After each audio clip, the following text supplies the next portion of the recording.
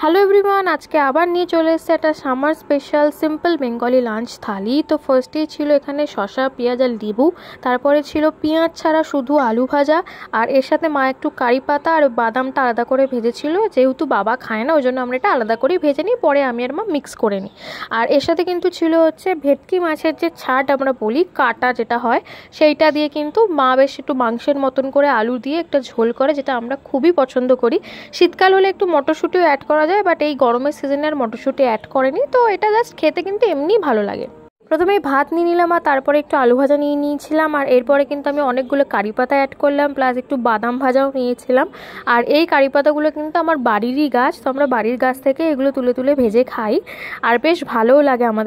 এই প্লেন আলু ভাজা এরকম একটু কারি পাতা আর বাদাম অ্যাড করে নিলে একদম পুরো অনুষ্ঠান বাড়ির আলু ভাজার যে টেস্টটা না, পুরো ওইটা আসে, আর আমরা ওটা খুবই পছন্দ করি।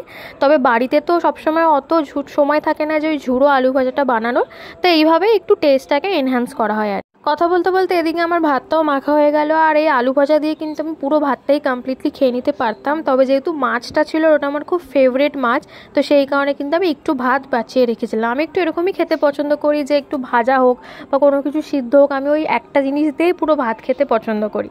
তো তোমরা এরকমভাবে খেতে পছন্দ করো কিনা আমাকে কিন্তু জানিও। মাছের ঝোলটা খেতে এতটাই ভালো হয়েছিল যে আমি একদম ভিডিওটা করতেই ভুলে গেছিলাম, পরে আরেকটা মাছ নিয়ে ভিডিওটা করছিলাম, তবে এই মাছটা আমি পুরোটা খাইনি। খেতে ভালোবাসি ঠিকই, তবে বেশি আমি খেতে পারি না। আর এই মাছগুলোর আমার সবথেকে ভালো লাগে যে এটাতে কোনো কাটা থাকে না, যেটা গলায় ফুটবে। এই গরমকালে কিন্তু এরকম সিম্পল খাবারই আমরা খেতে খুবই পছন্দ করি। এটা কিন্তু শরীরের পক্ষেও বেশ ভালো, বিকজ যত বেশি তেল ঝাল মশলা খাবে তত গরম আরও বেশি মনে হবে। তো এই ভিডিওগুলো তোমাদের যদি ভালো লাগে তাহলে লাইক, শেয়ার, কমেন্ট করে দিও, চ্যানেলটাকে প্লিজ সাবস্ক্রাইব করে দিও, তাহলে কিন্তু আমার অনেকটাই সুবিধা হয়।